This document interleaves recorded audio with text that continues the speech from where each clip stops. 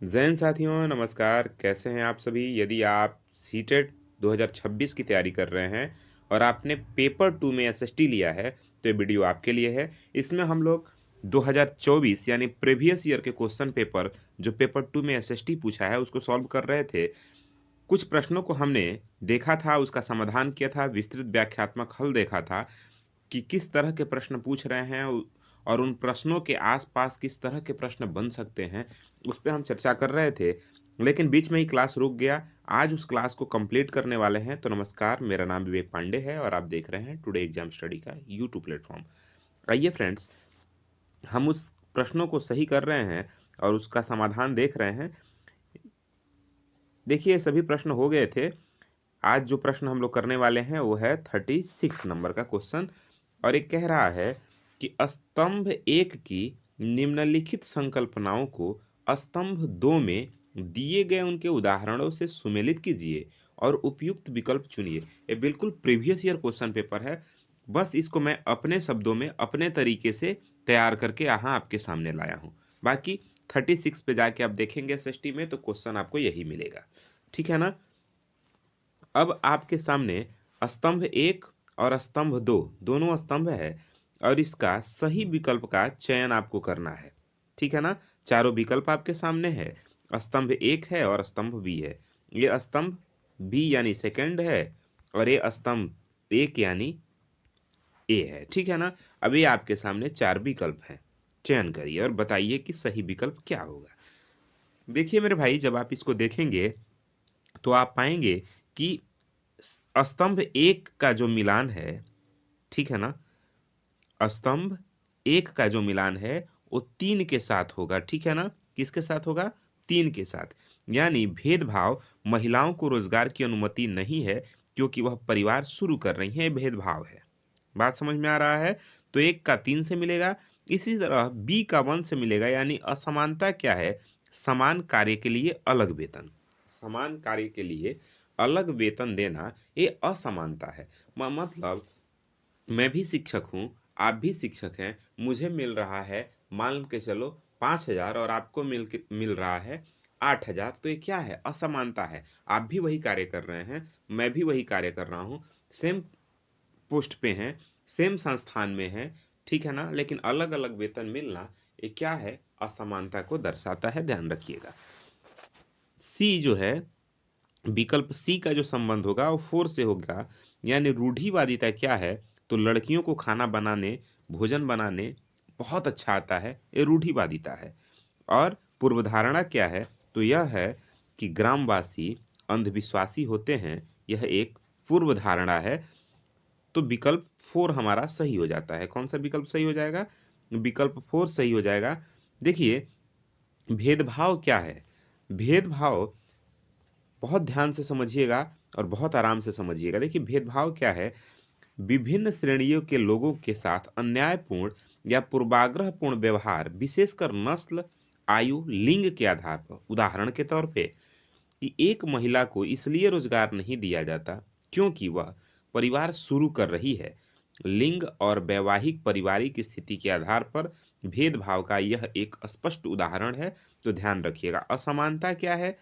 तो असमानता मेरे भाई, असमानता से मतलब है कि सामाजिक स्थितियों या दर्जों के लिए असमान अवसरों और पुरस्कारों से। उदाहरण के स्वरूप, एक ही काम के लिए अलग-अलग वेतन सीधे तौर पर समान प्रयास के लिए पुरस्कार में असमानता को दर्शाता है। समान कार्य के लिए समान वेतन होना चाहिए, न कि असमान वेतन होना चाहिए।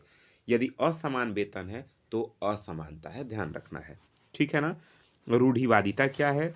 तो मेरे भाई ध्यान रखिएगा, किसी विशेष प्रकार के व्यक्ति या वस्तु की व्यापक रूप से प्रचलित लेकिन निश्चित और अति सरलीकृत छवि या विचार जो है, वह रूढ़िवादिता है। सामान्य और सीधे शब्दों में समझिए कि जो हमारे दिमाग में बैठा हुआ है कि लड़कियां बहुत अच्छा खाना बनाती हैं, ये रूढ़िवादिता है। क्यों? क्योंकि आज सबसे बेस्ट जो शेफ हैं वो लड़के हैं। तो ये बात तो फिर गलत हो गया कि लड़कियां बेस्ट खाना बनाती हैं, फिर लड़कियों को होना चाहिए वहां। लड़के बेस्ट पायलट बन सकते हैं।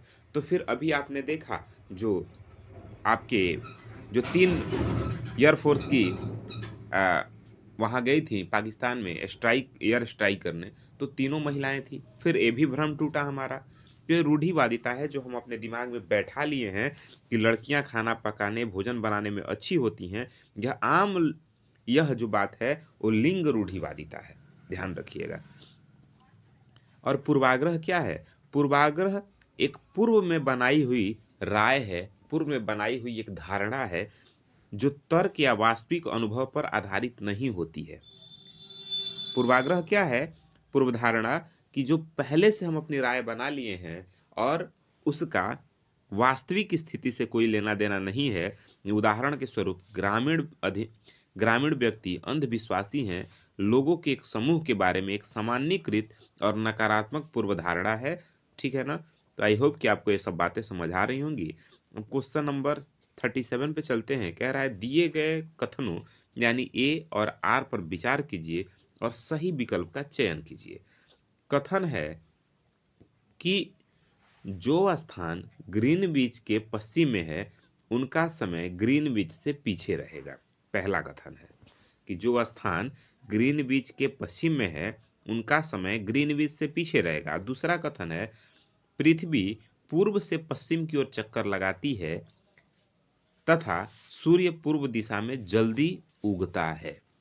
सूर्य जो है पूर्व दिशा में जल्दी उगता है, पृथ्वी पूर्व से पश्चिम की ओर चक्कर लगाती है। दो कथन है, आपको बताना है कि कथन ए और आर सही है तथा आर ए की सही स्पष्टीकरण यानी व्याख्या करता है।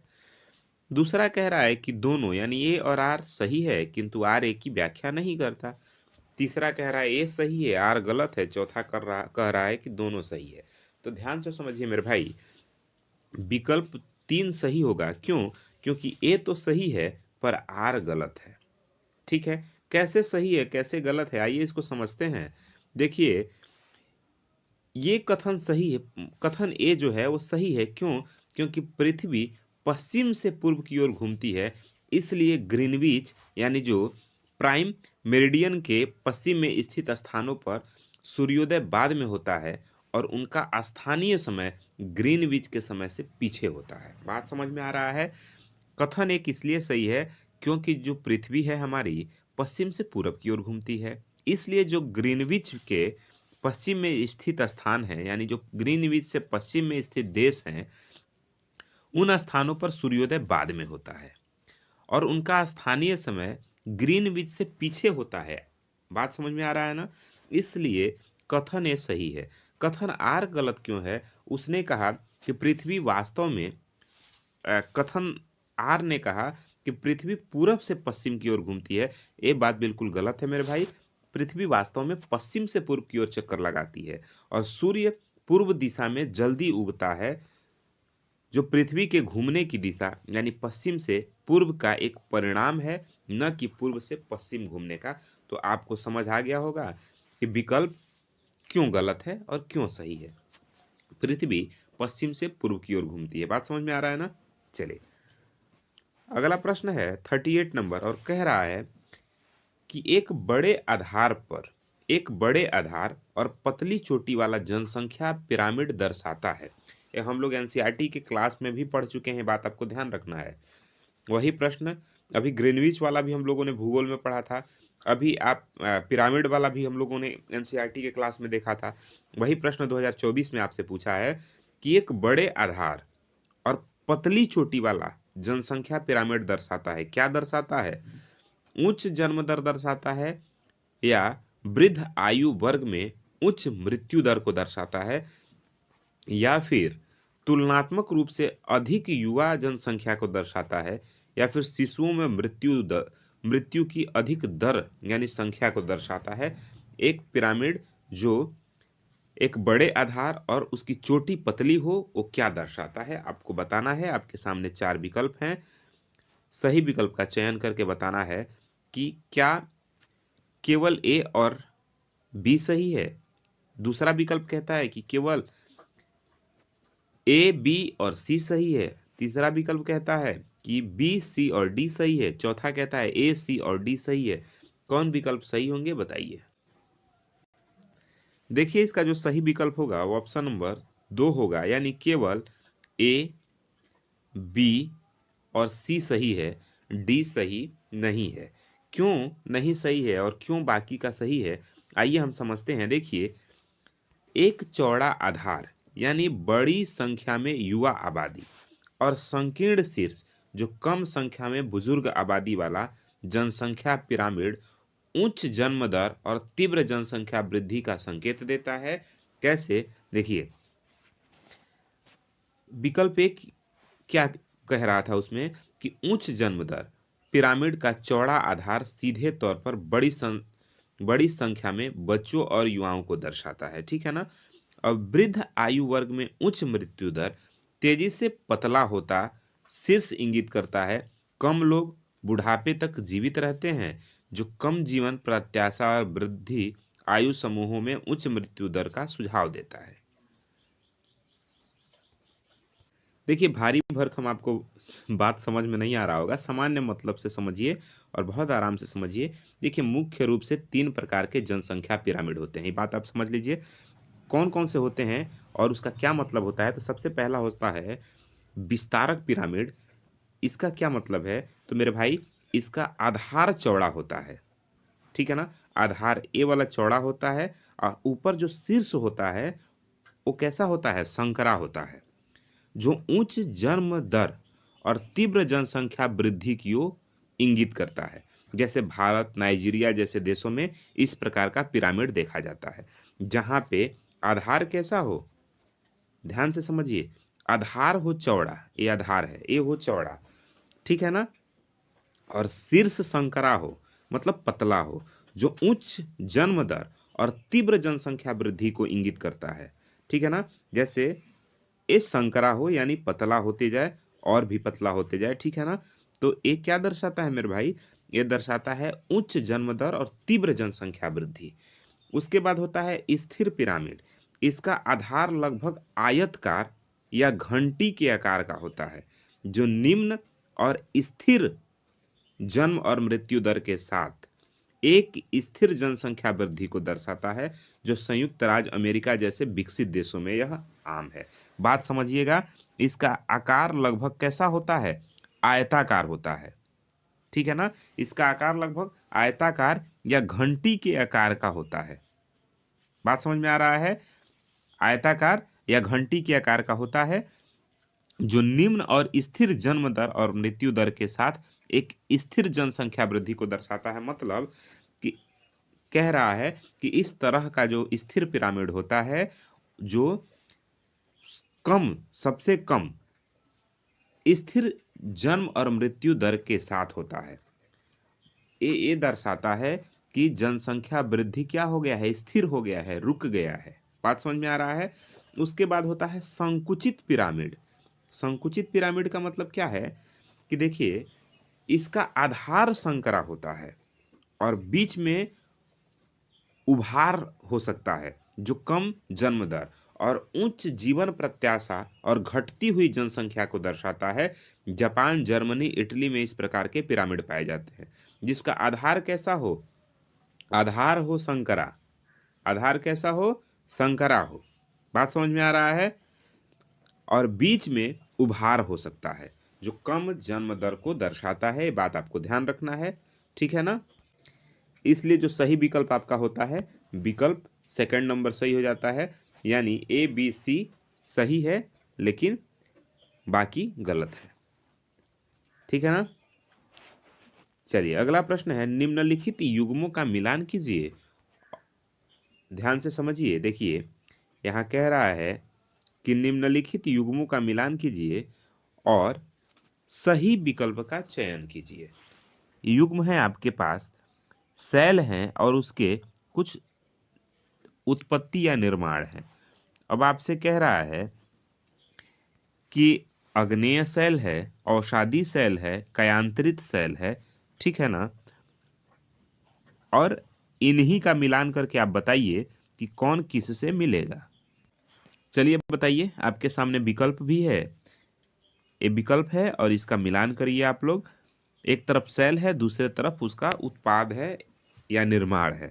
तो देखिए, ध्यान से समझिए, ए का जो है आपका जाएगा 2 के साथ, यानी आग्नेय शैल द्रवित मैग्मा का निर्माण करता है। ध्यान से समझिए, आग्नेय शैल किसका निर्माण करता है? तो द्रवित मैग्मा का निर्माण करता है।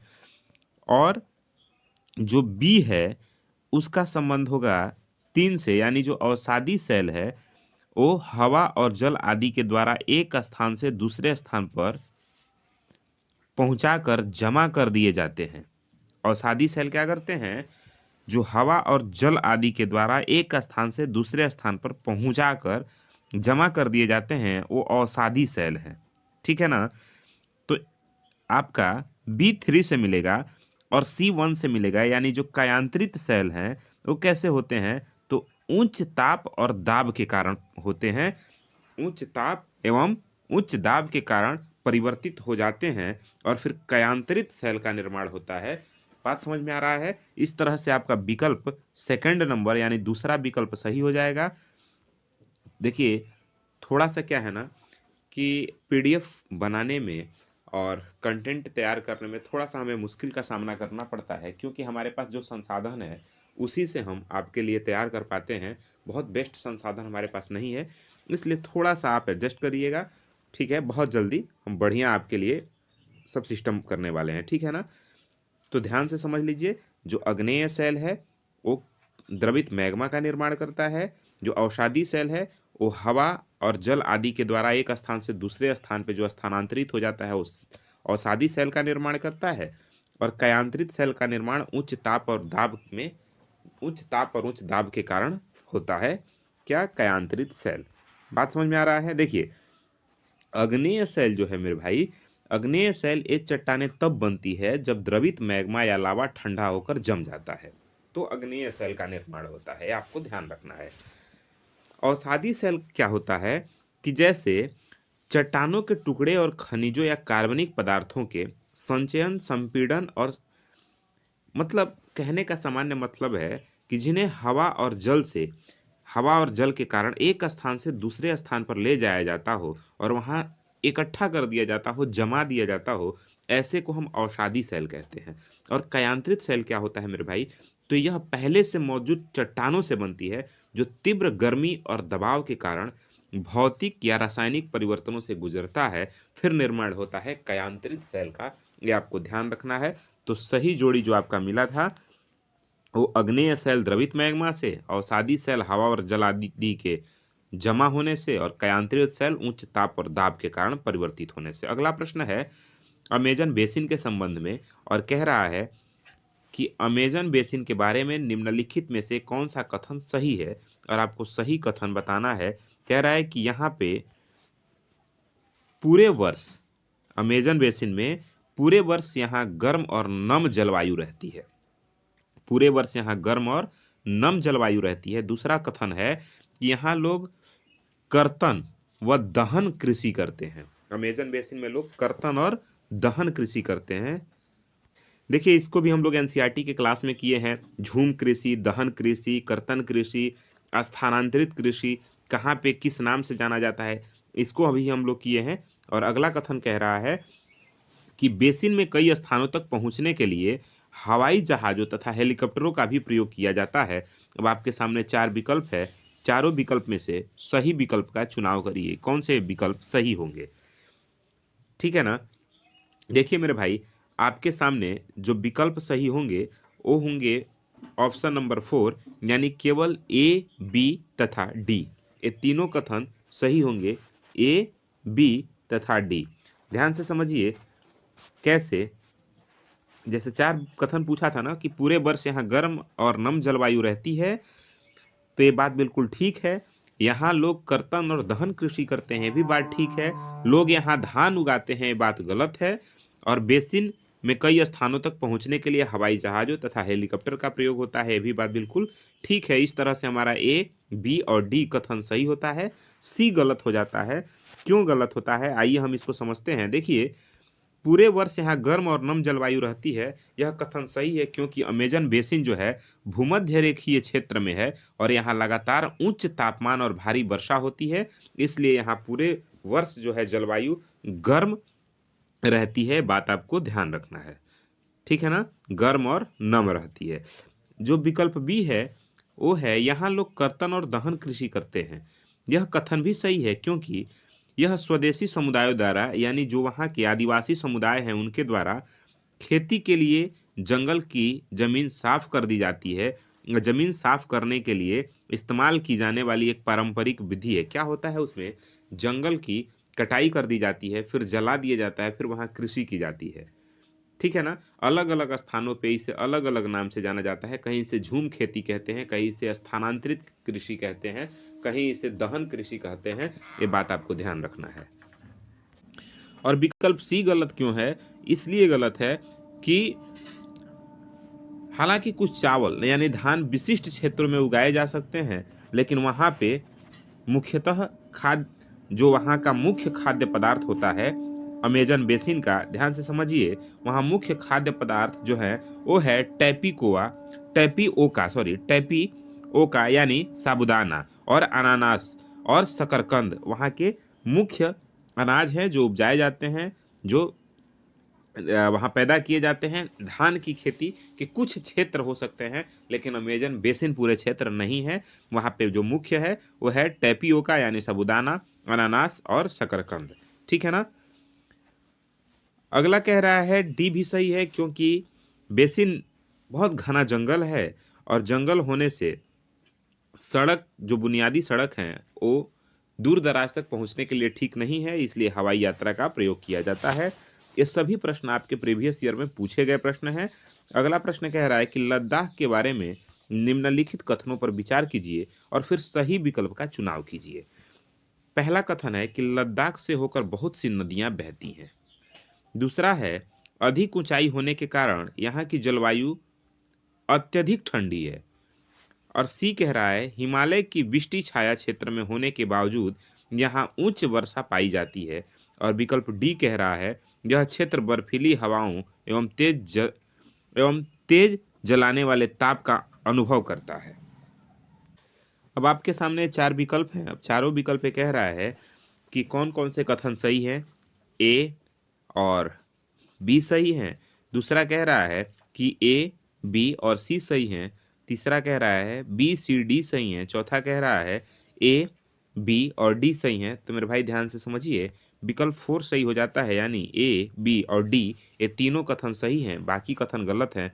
क्यों सही है और क्यों गलत है, आइए इसको समझते हैं। देखिए, ए जो कथन है वो लद्दाख से होकर बहुत सी नदियां बहती हैं, यह कथन सही है। क्यों सही है? क्योंकि यहाँ से सबसे महत्वपूर्ण नदी सिंधु नदी है, साथ ही उसकी बहुत सी सहायक जो है, यहाँ पे बहुत सी सहायक नदियां भी हैं सिंधु नदी के साथ ही। अगला जो है बी है, बी अधिक ऊंचाई होने के कारण यहाँ की जलवायु अत्यधिक ठंडी है, यह कथन सही है। क्यों? क्योंकि लद्दाख एक ठंडा रेगिस्तान है जो उच्च ऊंचाई पर स्थित है, जिसके परिणामस्वरूप जलवायु अत्यधिक ठंडी और शुष्क होती है। ठीक है ना। इसलिए विकल्प बी भी सही है। ठीक है। विकल्प सी जो है हिमालय की वृष्टि छाया क्षेत्र में होने के बावजूद यहाँ उच्च वर्षा पाई जाती है, यह कथन गलत है। क्यों गलत है? क्योंकि हिमालय की वृष्टि छाया क्षेत्र में होने का मतलब है कि यहाँ बहुत कम वर्षा होती है, लगभग 10 सेंटीमीटर सालाना वर्षा होती है यहाँ। ठीक है ना, जिससे यह एक रेगिस्तान बन जाता है। इसलिए विकल्प सी जो है वो आपका गलत हो जाता है। और विकल्प डी, यह क्षेत्र बर्फीली हवाओं एवं तेज जलाने वाली ताप का अनुभव करता है, यह भी बात बिल्कुल ठीक है। क्यों? क्योंकि उच्च ऊंचाई और शुष्क वातावरण के कारण दिन के दौरान सूरज की गर्मी तीव्र हो जाती है, जबकि तापमान कम रहता है, जिससे बर्फीली हवाएं और तेज धूप दोनों का अनुभव होती हैं। बर्फीली हवाएं तेज और धूप भी तेज होता है, इस दोनों का अनुभव होता है वहाँ। तो विकल्प आपका डी भी सही हो जाता है, यानी ए, बी और डी तीनों कथन सही हैं। अगला प्रश्न है कि प्रारंभिक वर्षों में, ठीक है ना, प्रारंभिक वर्षों में भारतीय राष्ट्रीय कांग्रेस ने अंग्रेजों के खिलाफ बहुत सारे आर्थिक मुद्दे उठाए। अब सही उत्तर का आप चुनाव करें। पहला है कथन कि कांग्रेस का कहना था कि भारत में ब्रिटिश शासन के वजह से ही गरीबी और अकाल पड़े हैं। दूसरा है कि इसने मांग की कि लगान कम की जाए तथा फौजी खर्चों में कटौती की जाए। तीसरा है इसने सिंचाई के लिए अधिक अनुदान की मांग की और चौथा है इसने मनोरंजन कर के खिलाफ आवाज उठाई, यानी मनोरंजन पर एक कर था जिसके खिलाफ उसने आवाज उठाई। अब आपको बताना है कि कौन सा कथन सही है। देखिए मेरे भाई, विकल्प 3 सही हो जाता है। केवल 1, 2 और 3 ही कथन सही है। यानी ये बात बिल्कुल ठीक है कि कांग्रेस का कहना था कि भारत में ब्रिटिश शासन की वजह से ही गरीबी और अकाल पड़े हैं। आइए तीनों कथन कैसे सही हैं इस पे भी हम चर्चा करते हैं। तो समझिए मेरे भाई, प्रारंभिक भारतीय कांग्रेस आरंभिक समय में अंग्रेजों के विरुद्ध कई आर्थिक मुद्दे उठाए जो निम्नलिखित हैं। पहला, कांग्रेस का कहना था कि भारत में ब्रिटिश शासन के वजह से ही गरीबी और अकाल पड़े रहे हैं।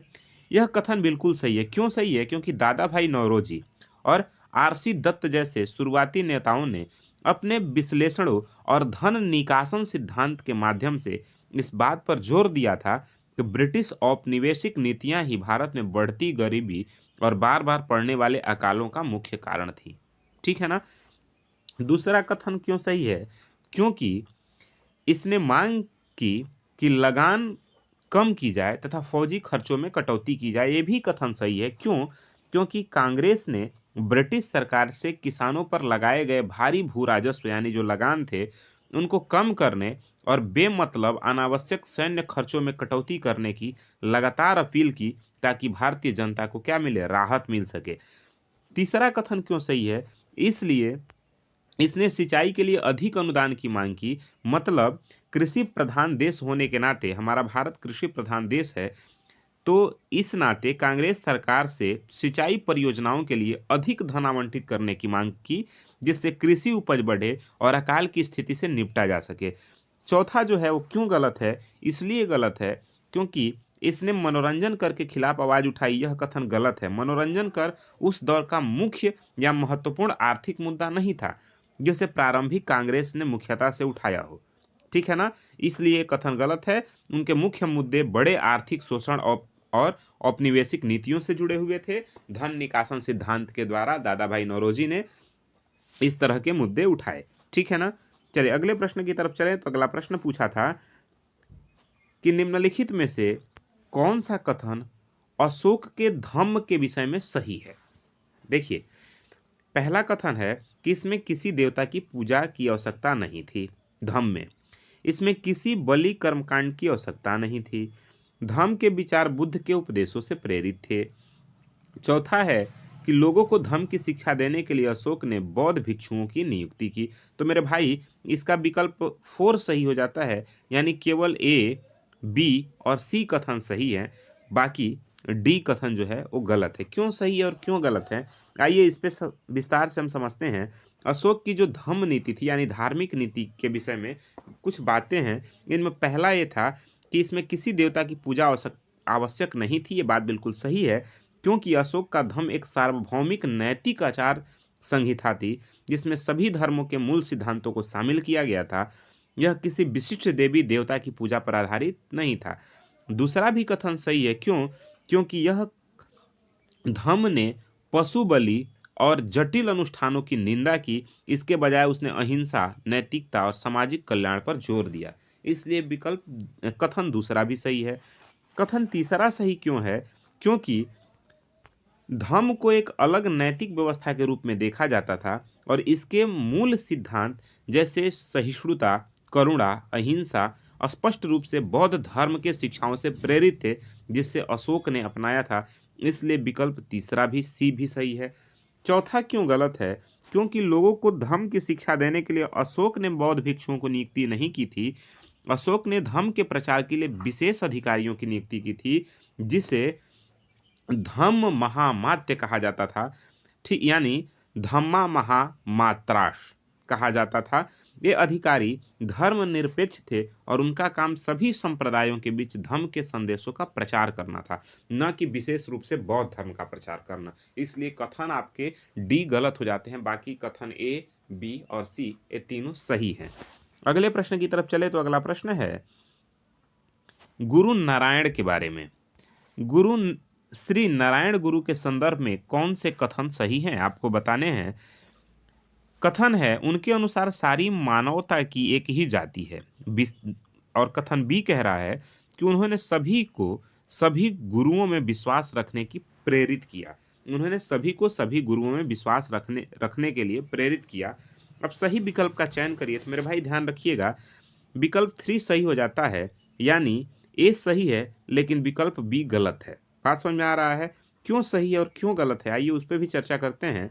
देखिए, श्री नारायण गुरु के अनुसार सारी मानवता की एक ही जाति है, यह कथन सही है। श्री नारायण गुरु, ध्यान रखिएगा, श्री नारायण गुरु 1856 से 1928 के मध्य रहे केरल के एक महान समाज सुधारक और आध्यात्मिक नेता थे। ये आपको ध्यान रखना है, नारायण गुरु का जो समय था वो 1856 से लेके 1928 के बीच था, और वह कहाँ के थे? केरल के थे, ठीक है ना। जो एक आध्यात्मिक और समाज सुधारक नेता थे, उन्होंने जाति व्यवस्था के अन्याय के खिलाफ आंदोलन चलाया और उनका प्रसिद्ध सिद्धांत था मानवता के लिए एक जाति, एक धर्म और एक ईश्वर, ठीक है ना। One cast, one religion, one God, यही उनका सिद्धांत था। उन्होंने सभी जातियों के लिए, सभी जाति के लोगों के लिए समानता की वकालत की। किसने? श्री नारायण गुरु ने। कहाँ के थे? केरल के थे। एक आध्यात्मिक और समाज सुधारक थे, ठीक है ना। उनका टाइम पीरियड क्या था? 1856 से 1928 के मध्य, ठीक। ये बात आपको ध्यान रखना है। विकल्प बी गलत क्यों है? क्योंकि मेरे भाई उन्होंने सभी गुरुओं में विश्वास रखने के लिए प्रेरित किया, यह कथन गलत है। उनका कहना था कि एक आध्यात्मिक मार्गदर्शक के रूप में श्री नारायण गुरु ने आंतरिक आध्यात्मिक विकास और आत्म जागरूकता पर बल दिया और प्रत्येक व्यक्ति के भीतर निहित दिव्यता के महत्व पर जोर दिया। उनके उपदेश सार्वभौमिक सत्य पर केंद्रित थे, ना कि सभी आध्यात्मिक नेताओं या किसी गुरु पे, ठीक है ना। अगले प्रश्न की तरफ चले तो अगला प्रश्न है, प्राचीन व्यक्तियों और वस्तुओं का मिलान करिए। अतीत में व्यक्तियों और वस्तुओं के संदर्भ में निम्नलिखित मिलान कीजिए और उपयुक्त विकल्प का चुनाव कीजिए। आपके सामने है, देखिए, एक तरफ जगह है, एक तरफ वस्तु है। बेरी गाजा, श्रेणी, एरेटाइन और गृहपति, और इधर उनके बारे में दिया है कि इसमें किसको क्या कहा जाता था। तो मेरे भाई ध्यान दीजिएगा, जब हमने आपको एनसीईआरटी का हिस्ट्री पढ़ाया था तो उसमें बहुत विस्तार से इसके बारे में, गृहपति के बारे में, ग्राम भोजक के बारे में, ठीक है ना, ग्राम आपके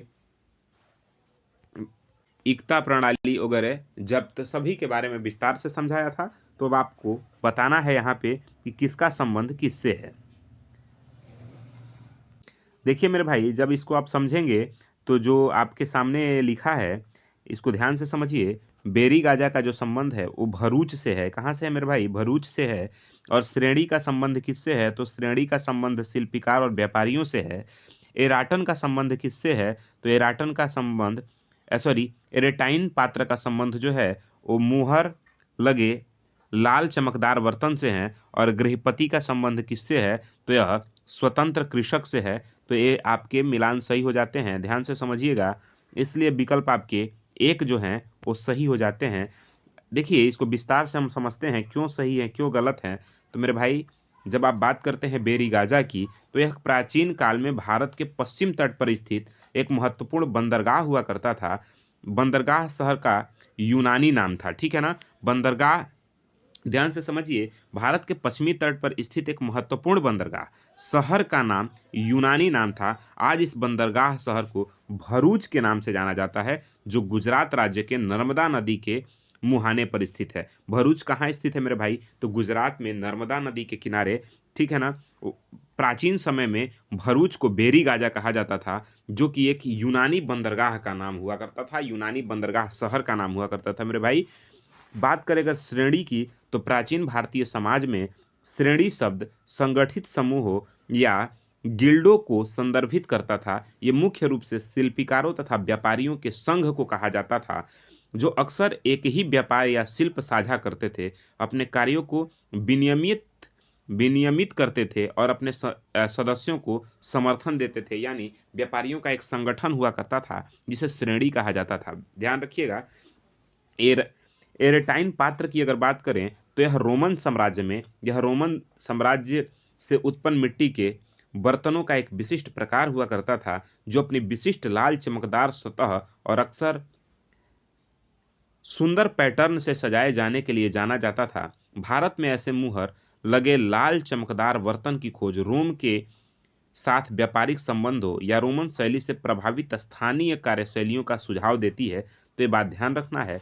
बात अगर करें गृहपति की, तो गृहपति शब्द आमतौर पर प्राचीन भारत में घर के मुखिया या स्वामी के लिए होता था। वे अक्सर जमींदार या समृद्ध किसान होते थे जो अपने खेतों और घरों का प्रबंधन करते थे। संक्षेप में वे स्वतंत्र कृषक थे, ठीक है ना, जिसे गृहपति कहा जाता था। मेरे भाई ध्यान रखिएगा।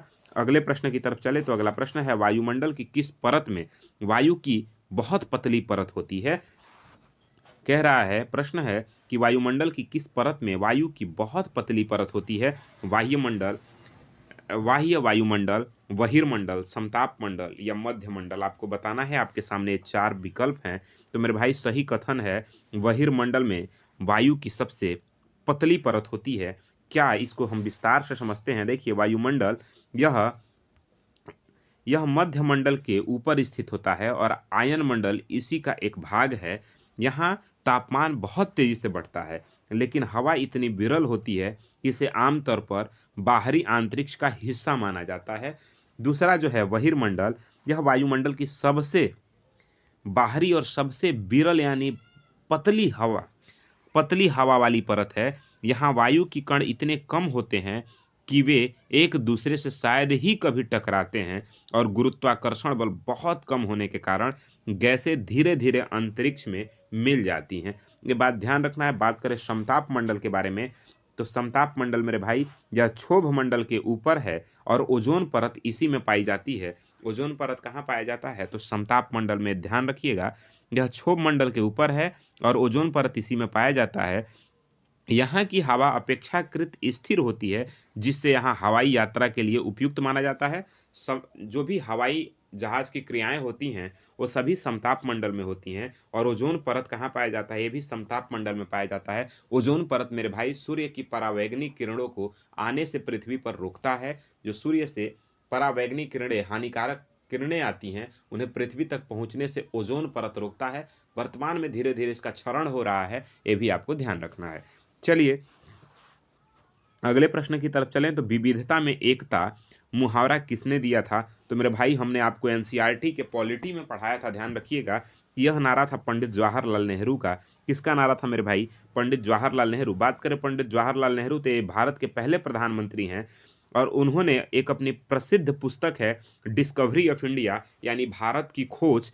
हमने आपको बताया था, जब विविधता वाला चैप्टर पढ़ाया था हमने आपको, तो उसी में हमने आपको समझाया था कि discovery of India Pandit Jawaharlal Nehru लिखते हैं और भारत एक खोज, ठीक है ना, उसमें विविधता में एकता की बात कहते हैं। और उन्होंने इस मुहावरे के माध्यम से भारत की एक अनूठी विशेषता को रेखांकित किया है। ये भी बात आपको ध्यान रखना है। बात करें अगर मोहनदास करमचंद गांधी की, तो देखिए महात्मा गांधी ने सत्य और अहिंसा के दर्शन पर जोर दिया है। भारतीय स्वतंत्रता के आंदोलन में उनकी महत्वपूर्ण भूमिका है। अगर सुभाष चंद्र बोस की बात करें तो उन्होंने कहा है, तुम मुझे खून दो, मैं तुम्हें आज़ादी दूंगा। यह नारा उन्होंने दिया है। सुभाष चंद्र बोस ने भारतीय राष्ट्रीय सेना यानी INA का गठन किया है, ये भी ध्यान रखना है। अगर बात सरदार वल्लभ भाई पटेल की करें तो देखिए मेरे भाई, लौह पुरुष इन्हें कहा जाता है।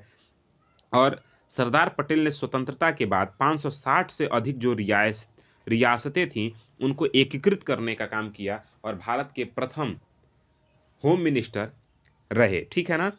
ध्यान रखिएगा, गृह मंत्री रहे भारत के प्रथम सरदार वल्लभ भाई पटेल। चलिए, इनका गुजरात में स्टेच्यू बना है, स्टेच्यू ऑफ यूनिटी, आप सभी जानते हैं।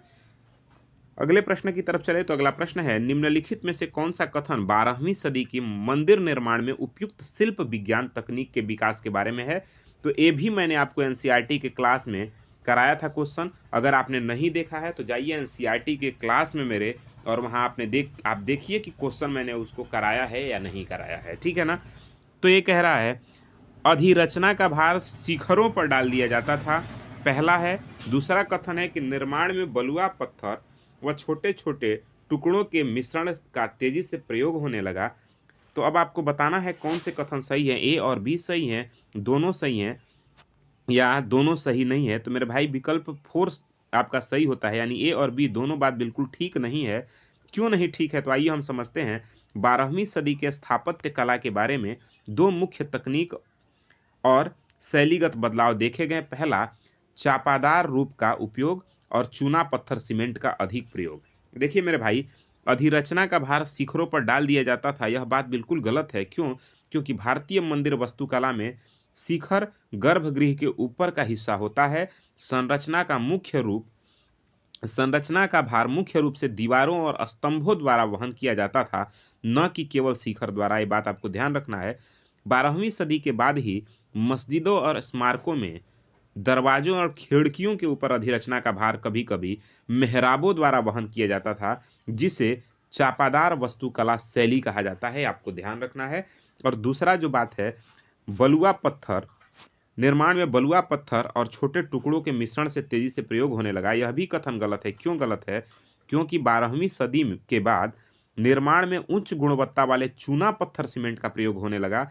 चूना पत्थर सीमेंट का प्रयोग बढ़ गया था, ये बात आपको ध्यान रखना है। इसके साथ ही मिलाया जाता था, क्या छोटे छोटे पत्थर छोटे छोटे टुकड़ों को मिलाया जाता था, तो यह कंक्रीट की तरह सख्त हो जाता था, जिससे बड़ी संरचनाओं का निर्माण बहुत तेजी से और आसानी से हो जाता था। हालांकि भव्य मंदिरों के निर्माण में मुख्य रूप से तरासे हुए बड़े पत्थरों के ब्लॉक का उपयोग होता था, न कि पत्थर के चिप्स के मिश्रण का। तो आपको ध्यान रखना है, इसीलिए दोनों कथन आपके गलत हो जाते हैं। अगला प्रश्न ग्राम भोजक से संबंधित है। निम्नलिखित में से कौन सा ग्राम भोजक के लिए सही नहीं है? हमने आपको ग्राम भोजक के बारे में एनसीईआरटी में पढ़ाया था मेरे भाई। अगर आपको ध्यान होगा तो ये 4 विकल्प आपके सामने हैं। चारों विकल्प में सही कथन का चयन करिए बिना उत्तर देखे हुए। तो देखिए मेरे भाई, ग्राम भोजक के बारे में विकल्प 4 सही होता है, यानी ये न्यायाधीश और पुलिस का काम नहीं करते थे। ये आपको ध्यान रखना है। देखिए, ग्राम भोजक की बात करें तो अक्सर एक ही परिवार के लोग इस पद पर कई पीढ़ियों तक बने रहते थे। बात बिल्कुल ठीक है। जो ग्राम भोजक होता था, प्रायः वह जो पद होता था वंशानुगत होता था, ठीक है ना? और यह एक ही परिवार का गांव में प्रभुत्व बना रहता था। दूसरा भी विकल्प सही है। क्यों? क्योंकि इनकी जमीन पर उनके दास और मजदूर काम करते थे, ठीक है? ये भी बात आपको ध्यान रखना है। विकल्प तीसरा भी सही होगा, क्योंकि गांव का कर वसूलने का काम राजा अक्सर ने इन्हें ही सौंप देते थे। किन्हें? जो ग्राम भोजक हुआ करते थे उन्हें, ठीक है ना? और ये न्यायाधीश और पुलिस का काम नहीं करते थे, यह कथन गलत है। क्यों? क्योंकि वह न्यायाधीश और पुलिस का काम करते थे। ऐतिहासिक साक्ष्य यह दर्शाते हैं कि ग्राम भोजक न केवल कर का संग्रह करते थे, बल्कि गांव के न्यायाधीश के रूप में स्थानीय विवादों को भी सुलझाते थे और कभी-कभी पुलिस का भी कार्य करते थे। अब अगला प्रश्न है कि फसल और जलवायु से संबंधित कि निम्न में से कौन सा युग्म सही सुमेलित है? आपको बताना है कौन सी जलवायु किसके लिए उपयुक्त होती है। कॉफी के लिए ठंडी और शुष्क जलवायु, और चाय गर्म जलवायु और उच्च वर्षा। अब आपको मिलान करना है कि कौन से विकल्प सही हैं। एक कह रहा है कि कॉफी के लिए ठंडी और शुष्क जलवायु चाहिए, और कथन 2 कह रहा है कि चाय के लिए गर्म जलवायु और उच्च वर्षा चाहिए। ये भी मैंने आपको एनसीईआरटी के जो क्वेश्चन आंसर करा रहा था किताबों से चैप्टर बाय चैप्टर, तो उसमें मैंने आपको कराया है। इन सभी प्रश्न एनसीईआरटी के चैप्टर बाय चैप्टर जो मैंने प्रश्न उत्तर कराया है, उसमें जरूर आप जाके देखिए, बहुत महत्वपूर्ण है, ठीक है ना?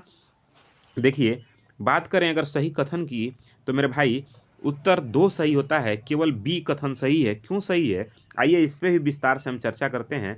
देखिए, कॉफ़ी ठंडी और शुष्क जलवायु, यह मिलान गलत है। क्यों? क्योंकि कॉफ़ी का उष्णकटिबंधीय क्षेत्र में उगाया जाता है। इसके लिए गर्म और आर्द्र जलवायु की आवश्यकता होती है, न कि ठंडी और शुष्क जलवायु की। फिर से ध्यान से समझिए मेरे भाई, जो कॉफ़ी है उसके लिए जो जलवायु चाहिए वो पहली बात तो कॉफ़ी जो है उष्णकटिबंधीय क्षेत्र में उगाया जाता है, ठीक है ना? और इसके लिए जो जलवायु चाहिए वो गर्म और आर्द्र जलवायु चाहिए। और आपका विकल्प दिया था कि शुष्क और ठंडी जलवायु, इसलिए कथन गलत हो गया था। और चाय के लिए मेरे भाई गर्म जलवायु और उच्च वर्षा चाहिए। क्यों? क्योंकि चाय के पौधों को उष्णकटिबंधीय और उपोष्णकटिबंधीय क्षेत्रों में उगाया जाता है, जहां पूरे वर्ष गर्म जलवायु रहती है और बहुत अधिक मात्रा में यहाँ वर्षा होती है। लगभग 150 से 250 सेंटीमीटर तक वर्षा होती है। इसीलिए कथन 1 सही था, कथन 1 गलत है और कथन 2 सही है मेरे भाई, ध्यान रखिएगा। अगला बात करें भूतपूर्व रियासत श्रेणी लागू थी। भूतपूर्व रियासत श्रेणी लागू थी। क्या आपके सामने चार कथन है। स्वतंत्रता के समय केवल 1947-48 के आसपास भूतपूर्व रियासत में श्रेणी लागू थी, या 1947-48 और 1965 के बीच जब उन्हें प्रशासनिक इकाइयों के रूप में मान्यता मिली। तीसरा कथन कह रहा है 1956 के बाद जब इन्हें प्रशासनिक इकाइयों के रूप में सुरक्षित नहीं रखा गया। चौथा है किसी पर भी नहीं, क्योंकि भारत में ऐसी कोई श्रेणी विद्यमान नहीं थी।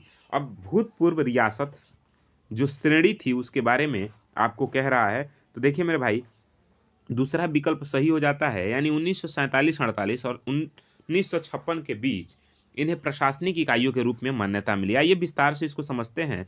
देखिए, स्वतंत्रता के समय 1947-48 के आसपास यह श्रेणी केवल एक समय तक सीमित नहीं थी, बल्कि इनके पास ठीक है ना, बहुत सारी शक्तियां थी। इसके बाद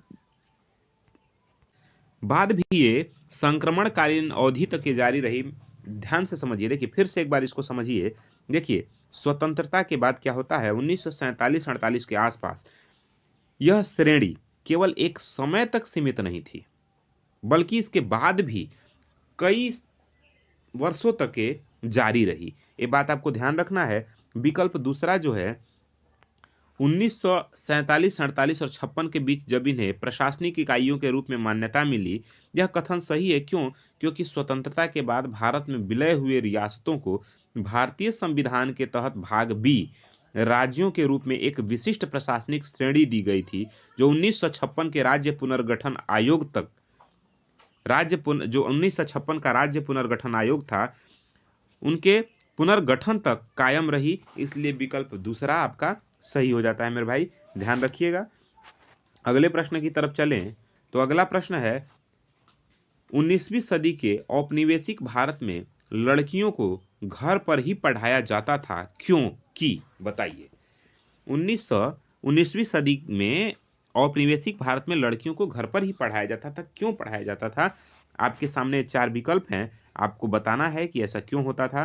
तो मेरे भाई ध्यान से समझिए, इसका जो सही विकल्प है वो विकल्प पहला होगा, यानी ए और बी दोनों बात ठीक है। वे पढ़ाई के साथ साथ घरेलू काम भी कर सके, इसलिए घर पे पढ़ाया जाता था।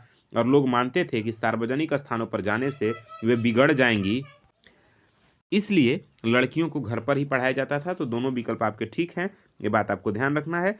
अगले प्रश्न की तरफ चलें तो अगला प्रश्न है, देखिए थोड़ा इस पे अगर कुछ बात करें तो ध्यान से समझिए। पहला कथन अगर कह रहा था कि वे पढ़ाई के साथ साथ घरेलू काम भी कर सके, देखिए उस दौर में महिलाओं से घरेलू कर्तव्यों को निभाने की उम्मीद की जाती थी, इसलिए उन्हें घर पे पढ़ाया जाता था। ये बात आपको ध्यान रखना है, ठीक है ना। बाद में लोग मानते थे कि सार्वजनिक स्थानों पर जाने से वे बिगड़ जाएंगी। यह एक व्यापक रूढ़िवादिता है, और ये रूढ़िवादी विश्वास था कि स्कूल जैसे सार्वजनिक स्थानों पर जाने से लड़कियां भ्रष्ट हो जाएंगी, बिगड़ जाएंगी। यह एक रूढ़िवादिता है, ध्यान रखिएगा। देखिए, बात करें अगर 19वीं सदी में, तो राजा राम मोहन राय और ईश्वरचंद्र विद्यासागर जैसे और ज्योतिराव फुले जैसे समाज सुधारक लोग जो महिलाओं की शिक्षा की वकालत की और उन पर बहुत ज्यादा जोर दिया। अगले प्रश्न की तरफ चले तो निम्नलिखित में से कौन केसरी नामक अखबार, जो ब्रिटिश शासन का कट्टर आलोचक माना गया था, का संपादक था? तो मेरे भाई बाल गंगाधर तिलक थे, जो केसरी नामक अखबार का संपादन करते थे। देखिए मेरे भाई, बाल गंगाधर तिलक एक प्रमुख भारतीय राष्ट्रवादी थे और एक स्वतंत्रता सेनानी थे, स्वतंत्रता कार्यकर्ता थे। उन्होंने 4 जनवरी 1981 को, ध्यान रखिएगा मेरे भाई, 4 जनवरी 1881, कब मेरे भाई? 4 जनवरी 1881। देखिए क्या है, थोड़ा सा पीडीएफ पढ़ाते समय हल्का मिस्टेक हो जाता है, जैसे 1881 को मैं 1981 कह दिया, तो थोड़ा सा आप इसको नज़रअंदाज करिएगा। जो लिखा है वही सही है, बोलते वक्त फ्लो में थोड़ा सा इधर उधर अगर हो जाता है तो उसको नज़रअंदाज करिएगा, जो लिखा है वो सही है। ध्यान रखिए, 4 जनवरी 1881 को मराठी भाषा में, किस भाषा में मेरे भाई? मराठी भाषा में एक समाचार पत्र का प्रकाशन होता है, नाम होता है केसरी, ठीक है ना। इसकी स्थापना की जाती है और इसका संपादन किया जाता है, यह अखबार ब्रिटिश नीतियों के खिलाफ राष्ट्रवादी विचारों को फैलाने के लिए और जनमत जुटाने के लिए एक शक्तिशाली माध्यम का काम करता है। ये बात आपको ध्यान रखना है। तो सबसे पहले बात करें केसरी किस भाषा में प्रकाशित होता है, तो मेरे भाई ध्यान रखिएगा, मराठी भाषा में केसरी अखबार प्रकाशित होता है। कब इसका संपादन कब शुरू किया गया, स्थापना कब हुई, तो 4 जनवरी 1881 में। इसके संपादक कौन थे, तो मेरे भाई ध्यान रखिएगा, बाल गंगाधर तिलक थे। चलिए, ज्योतिराव फूले, वे एक महत्वपूर्ण समाज सुधारक थे जिन्होंने दलितों और महिलाओं की शिक्षा के लिए काम किया, लेकिन केसरी अखबार से उनका कोई नाता नहीं था। महात्मा गांधी की बात करें तो उन्होंने हरिजन और यंग इंडिया जैसे समाचार पत्रों का संपादन किया, ठीक है ना।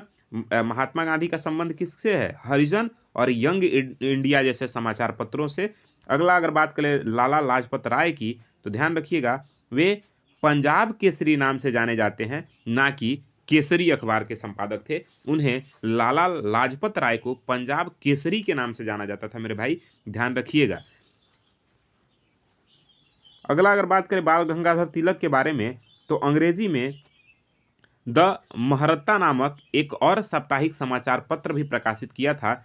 हो सकता है कि पिछली बार जो केसरी के बारे में पूछा था, इस बार द महरत्ता नामक अखबार के बारे में पूछे, जो एक साप्ताहिक समाचार पत्र था, उनका भी उन्होंने प्रकाशन किया था। और उनके उग्र लेखन और भाषणों के कारण उन्हें लोकमान्य की उपाधि दी गई, मेरे भाई तो ध्यान रखिएगा। लोकमान्य की उपाधि उन्हें क्यों दी गई, क्योंकि उनका भाषण जो था वो उग्र होता था, ठीक है ना, और उनकी लेखन शैली उग्र होती थी, इसलिए उन्हें लोकमान्य की उपाधि दी गई। अगला है, निम्नलिखित में से सही जोड़ियों का मिलान कीजिए। एक तरफ है पृथ्वी के मंडल और दूसरे तरफ है उसकी विशेषता। तो अब आपको बताना है, मेरे भाई ध्यान रखिएगा, इस क्वेश्चन को भी मैं आपको पढ़ा चुका हूं एनसीईआरटी के भूगोल में। आप जाइए और जाके क्लास को देखिए, जो एनसीईआरटी मैंने पढ़ाया है उनमें एग्जैक्ट इन सब प्रश्नों को मैं आपके सामने लाया था। एक तरफ स्थल मंडल, जल मंडल, वायुमंडल और जैवमंडल, किसका संबंध किससे है। आइए, थोड़ा सा छोटा हो जा रहा है तो आपको यहाँ पे डिटेल में समझ में नहीं आ रहा होगा, इसका व्याख्यात्मक रूप हम समझ लेते हैं, ठीक है। देखिए, स्थल मंडल का मिलान विकल्प दूसरे से होगा, चट्टानों एवं खनिजों से बना हुआ, क्योंकि इसमें पृथ्वी की ठोस और बाहरी परत होती है स्थल मंडल में। जल मंडल का मिलान तीसरे से होगा, क्योंकि जल के विभिन्न स्रोत से होता है, क्योंकि इसमें पृथ्वी पर मौजूद सभी प्रकार के जल निकाय शामिल है। वायुमंडल वायु की पतली परत से है। और जैवमंडल पादप एवं जीव जंतु से होता है, क्योंकि वह संकीर्ण क्षेत्र है जहाँ जीवन मौजूद है और जीवन वहां पे पनपता है, ठीक है ना। अगले प्रश्न की तरफ देखिए, चारों मंडलों के आपस में जुड़े हुए हैं, ये चारों मंडलों जो हैं आपस में जुड़े हुए हैं, पृथ्वी पर जीवन के अस्तित्व के लिए एक दूसरे को ये प्रभावित करते हैं, मेरे भाई ध्यान रखिएगा। उदाहरण के लिए स्थल मंडल, जैवमंडल और वायुमंडल सभी जैवमंडल के अजैविक घटक हैं, ठीक है, ये बात आपको ध्यान रखना है। क्वेश्चन नंबर 55 की तरफ चलें तो नीचे दिए गए दो कथन है, ए और बी 19वीं शताब्दी में चमड़े का काम करने वालों के संदर्भ में है। अब आपको बताना है दोनों कथन पढ़ के कि कौन से कथन सही हैं। कथन एक कह रहा है कि पहले विश्व युद्ध के दौरान सेना के लिए जूतों की जबरदस्त मांग पैदा हो गई थी। कथन दूसरा कह रहा है सामान्य जातियों के गरीब लोगों ने इस अवसर को देखा और सेना हेतु जूते आपूर्ति के लिए तैयार हो गए। तो अब कौन से कथन सही है, मेरे भाई ध्यान रखिएगा, विकल्प ए सही हो जाता है, ए और बी दोनों सही हैं, ये बात आपको ध्यान रखना है। अगले प्रश्न की तरफ चलें तो अगला प्रश्न है मुगल राजस्व व्यवस्था के बारे में। कह रहा है मुगल राजस्व व्यवस्था जिसमें हर फसल के लिए राजस्व दर की अलग सूची बनाई गई, उसे क्या कहा जाता था, मेरे भाई तो ध्यान रखिएगा, उसे जब्त कहा जाता था। क्या कहा जाता था, विकल्प दूसरा सही है, यानी जब्त प्रणाली कहा जाता था। ये मैंने आपको एनसीईआरटी के किताबों में पढ़ाया भी है, क्वेश्चन बना करके, आप एक बार देखिए जरूर जाके वहाँ। देखिए, यह मुगल प्रशासन के दौरान विकसित सबसे महत्वपूर्ण राजस्व प्रणाली में से एक थी, जिसमें भूमि की माप और उत्पादकता के आधार पर प्रत्येक फसल की नगद दरों की एक नई सूची बनाई गई थी, जिसे दस्तूर अल अमल कहा जाता था। यह व्यवस्था मुख्य रूप से अकबर के शासनकाल में राजा टोडरमल द्वारा मानकीकृत की गई थी, बात आपको ध्यान रखना है। जागीर क्या होती थी, मेरे भाई तो जागीर होती थी, यह प्रणाली अधिकारियों को उनके वेतन के बदले में राजस्व इकट्ठा करने के लिए भूमि यानी अनुदान जो दी जाती थी उसे ही जागीर कही जाती थी। और जब जात प्रणाली क्या होती थी, तो यह मुगल मनसबदारी व्यवस्था में अधिकारी के व्यक्तिगत पद और वेतनमान को दर्शाता था, जिससे राजस्व। ये बात आपको ध्यान रखना है, ठीक है। और इक्ता प्रणाली यह दिल्ली सल्तनत की प्रांतीय प्रशासन और भूमि अनुदान की प्रणाली थी जो मुगल काल से प्रचलित थी। अगला प्रश्न है क्वेश्चन नंबर 57, भारत के केंद्रीय सरकार करे। अगले प्रश्न की तरफ चलें तो भारत में ध्यान से समझिए, प्रश्न है क्वेश्चन नंबर 57, भारत में केंद्रीय सरकार कार्यालयों के खुलने का समय सुबह के 9 बजे, ठीक है ना, भारतीय मानक समय के अनुसार। क्वेश्चन समझिए, बहुत प्यार से समझिए मेरे भाई, कि भारत में केंद्रीय सरकार के कार्यालयों के खुलने का समय सुबह के 9 बजे है, ठीक है ना। तो चेन्नई के पास क्रमशः 80 डिग्री पूर्व देशांतर तथा ईटानगर के पास 92-45 डिग्री पूर्व देशांतर के पास स्थित केंद्रीय सरकार के कार्यालयों के खुलने का स्थानीय समय क्रमशः क्या होगा, बताना है आपको। विकल्प आपके सामने है, कह रहा है मेरे भाई कि अगर सुबह के 9 बजे भारतीय मानक समय के अनुसार कार्यालय खुलते हैं तो चेन्नई के पास क्रमशः 80 डिग्री पूर्वी देशांतर तथा ईटानगर के पास कार्यालय खुलने का समय क्या होगा, ठीक है ना। चलिए अब आपको बताना है। तो देखिए मेरे भाई, सबसे पहले बात करें, विकल्प तीसरा सही होगा, यानी क्रमशः 8:50 सुबह में और सुबह के 9:41 में, यानी ईटानगर में 9:41 और चेन्नई में 8:50। अब कैसे, आइए इसको विस्तार से समझते हैं। भारतीय मानक समय जो है 82.5 डिग्री है, पूर्वी देशांतर पर आधारित है। आप सभी जानते हैं जो भारत का मानक समय है वो 82.5 डिग्री पूर्वी देशांतर पर है, ठीक है ना। प्रत्येक देशांतर में 4 मिनट का अंतर होता है। कितने मिनट का मेरे भाई? 4 मिनट का अंतर है। अब कह रहा है कि चेन्नई जो है 80 डिग्री पूर्वी देशांतर पर स्थित है, ठीक है ना। 80 डिग्री पूर्व से यह देशांतर से, मतलब भारतीय मानक समय के देशांतर से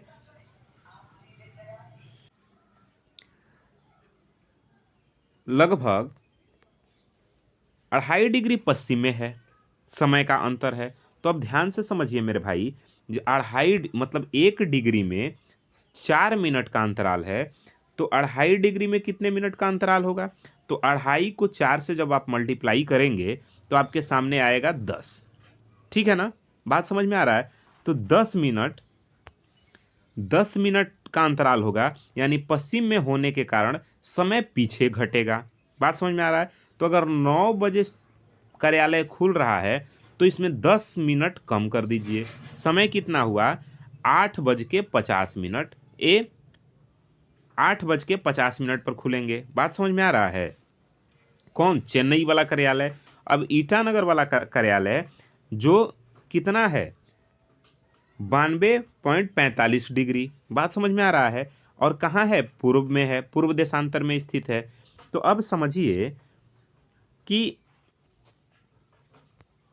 यह भारतीय मानक का जो देशांतर है, देखिए कह रहा है कि आपके ईटानगर 92.45 डिग्री, ठीक है ना। और आप जानते हैं कि भारत का मानक समय 82.5 डिग्री है, ठीक है ना। तो 92-45 में 82-30 जब आप माइनस करेंगे तो आपका जो बचेगा वो होगा 10.15 डिग्री। कितना? 10.15 डिग्री होगा। बात समझ में आ रहा है? और आप जानते हैं कि 1 डिग्री में 4 मिनट होता है, तो 10.15 को जब आप 4 से मल्टीप्लाई करेंगे तो कितना होगा? 41 होगा। 41 मिनट है। अब पूर्व में होने के कारण समय आगे होगा, तो 9 बजे जो भारतीय मानक समय है उसमें 41 मिनट जब आप आगे करेंगे तो 9:41 सुबह होगा। बात समझ में आ रहा है ना? इसलिए आपका विकल्प तीसरा सही हो जाता है। ध्यान रखिएगा मेरे भाई, 1 डिग्री में 4 मिनट का अंतराल होता है, अब आपको ये समझ लेना है बहुत आसानी से, ठीक है। अगला प्रश्न है कि सरकार ने ऐसे कानून पारित किए हैं जिसने उन संगठनों में बालवाड़ी यानी क्रैच सुविधा अनिवार्य किया है जहां महिला कर्मचारियों की संख्या डैश से अधिक है। अब महिला कर्मचारियों की संख्या कितने से अधिक है जहां पे बालवाड़ी सुविधा अनिवार्य है, बताइए। तो देखिए इसका विकल्प 4 सही हो जाता है, यानी 30 महिला कर्मचारियों की संख्या से जहां अधिक है वहां क्रैच सुविधा उपलब्ध है। इसका मतलब क्या है मेरे भाई, तो ध्यान से समझिए। देखिए क्या होता क्या है कि 30 या, ठीक है ना, 30 या उससे अधिक अगर संख्या हो तो कारखाना अधिनियम 1948, फैक्ट्री एक्ट जो 1948 है, उसके अनुसार उन कारखानों के लिए क्रैच यानी बालवाड़ी सुविधा प्रदान करना अनिवार्य है जहां 30 से अधिक महिला कर्मचारी काम करती हों। अब ये है क्या, देखिए मातृत्व लाभ संशोधन अधिनियम 2017 ने भी इस बात को स्वीकार किया और उसने माना कि 50 या अधिक कर्मचारियों वाले हर प्रतिष्ठान में क्रैच सुविधा अनिवार्य कर दी जाए। लेकिन दिए गए विकल्प में आपका चूंकि 30 है, 30 जो है फैक्ट्री एक्ट 1948 के तहत सही है, लेकिन अगर विकल्प में 50 होता तो मेरे भाई 50 सही होता। क्यों? क्योंकि मातृत्व संशोधन अधिनियम जो 2017 है उसमें इस बात को माना गया था कि जहां पे महिला कर्मचारियों की संख्या 50 से अधिक हो वहां क्रैच व्यवस्था उपलब्ध होनी चाहिए, ठीक है ना, यानी बालवाड़ी व्यवस्था उपलब्ध होनी चाहिए, बाल बच्चों के लिए देखभाल की व्यवस्था उपलब्ध होनी चाहिए। तो मेरे भाई ध्यान रखिएगा। अगला प्रश्न है, पृथ्वी के शैले और शैल जो पृथ्वी के निर्माण के 30 करोड़ वर्ष पश्चात बनते हैं वो क्या होते हैं? पृथ्वी के शैले वे शैले, देखिए ध्यान से समझिए, पृथ्वी की वे शैल, ठीक है ना, पृथ्वी की वे शैल जो पृथ्वी के निर्माण के 30 करोड़ वर्ष पश्चात बने हैं वो कहाँ हैं? तो आपके जो विकल्प ठीक होंगे वो विकल्प सेकंड सही होंगे, यानी पश्चिमी ऑस्ट्रेलिया में स्थित हैं, ठीक है ना। अब देखिए विश्व की नवीनतम जो शैल मानी जाती है, यह कथन गलत है। क्यों कथन गलत है? क्योंकि पृथ्वी का निर्माण लगभग 4.5 अरब साल पहले हुआ था। इसके 300 मिलियन वर्ष बाद यानी लगभग 4.2 अरब साल पहले बनी चट्टानें विश्व की सबसे पुरानी ज्ञात चट्टानों में से एक है, न कि सबसे नवीन। इसीलिए विकल्प पहला गलत हो जाता है। दूसरा विकल्प गलत सही क्यों है? क्योंकि ध्यान से समझिए मेरे भाई, पश्चिम ऑस्ट्रेलिया में स्थित है यह कथन सही है इसलिए क्योंकि पश्चिम ऑस्ट्रेलिया के जैक्स हिल में पाए गए जिरकॉन क्रिस्टल पृथ्वी पर पाए गए सबसे पुराने ज्ञात पदार्थ हैं जिनका आयु लगभग 4.4 अरब वर्ष है। यह चट्टानें पृथ्वी के निर्माण के लगभग 300 मिलियन वर्ष बाद की है, ठीक है ना। तो इसलिए विकल्प दूसरा सही हो जाता है मेरे भाई, ध्यान रखिएगा। अगले प्रश्न की तरफ चलें तो इतिहास की गूढ़ लिपि का अर्थ निकालने लिखने में पुरातत्वविद एक महत्वपूर्ण भूमिका निभाते हैं। निम्नलिखित में से उनके काम की प्रकृति के बारे में कौन सा सही नहीं है, कौन सा कथन सही नहीं है आपको बताना है। तो देखिए मेरे भाई इसका विकल्प 4 सही होगा। लिखित सामग्री लेखों की जांच यह उनके कार्यशैली में महत्वपूर्ण नहीं है। क्यों नहीं है? तो देखिए आइए विस्तार से इसको समझते हैं। देखिए लिखित सामग्री लेखों की जांच यह कार्य गलत है। क्यों? क्योंकि लिखित अभिलेखों या सामग्री की विस्तृत जांच और व्याख्या मुख्य रूप से इतिहासकारों या पुरातत्वविदों का काम है, ना कि पुरातत्वविदों का काम है। पुरातत्वविदों का ध्यान मुख्य रूप से भौतिक साक्ष्यों पर केंद्रित होता है, खासकर उन संस्कृतियों के लिए जिनकी कोई लिखित भाषा नहीं थी। इसलिए चौथा विकल्प आपका गलत हो जाता है मेरे भाई, ध्यान रखिएगा। तो ये थे आपके सीटेट पेपर 2 एसएसटी जो 2024 में एग्जाम जो हुए थे उन्हीं के पेपर थे, जिनका हम लोगों ने विस्तृत व्याख्यात्मक हल देखा और उसे विस्तार से समझा। मेरे भाई ये पेपर देखने के बाद मैं आपको विश्वास के साथ कह सकता हूँ कि आप मेरे एनसीईआरटी जो क्वेश्चन पेपर में क्वेश्चन कराया हूँ चैप्टर बाय चैप्टर, उसको ज़रूर देखिएगा मेरे भाई, बहुत लाभ होने वाला है उससे आपको। बाकी मिलते हैं अगले क्लास में, अगले वीडियो में, तब तक के लिए जय हिंद।